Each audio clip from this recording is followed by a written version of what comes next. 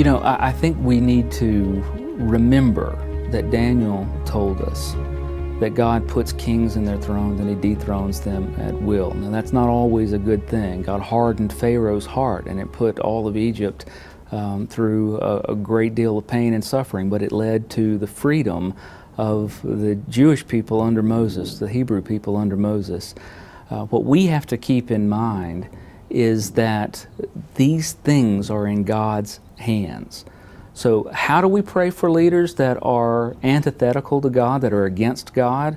Well, we pray for them, I think, that they would have to run headlong into wisdom, that they would have to meet this God that they're fighting against. We pray very much the way those that were interceding for Paul did before he had his Damascus Road experience. We pray desperately that these leaders that are acting contrary to God will find Him.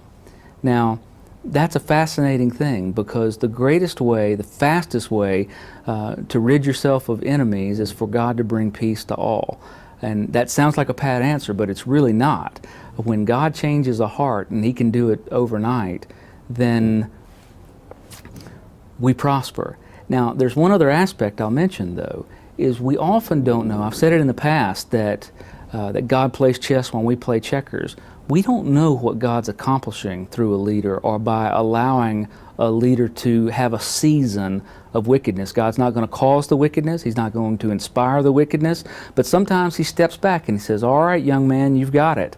And He's going to let you go out and sow your oats, and He's going to let you pay a price. But when He does that, it's compassionate. He's doing that to wake us up, to let us taste the fruits of sin enough that we come back before it's too late. And in that sense, we really do have to humble ourselves and say, Father, whatever nation we're in, Father, this communist country that I'm working in, it would be better if it were free. Yes, it would.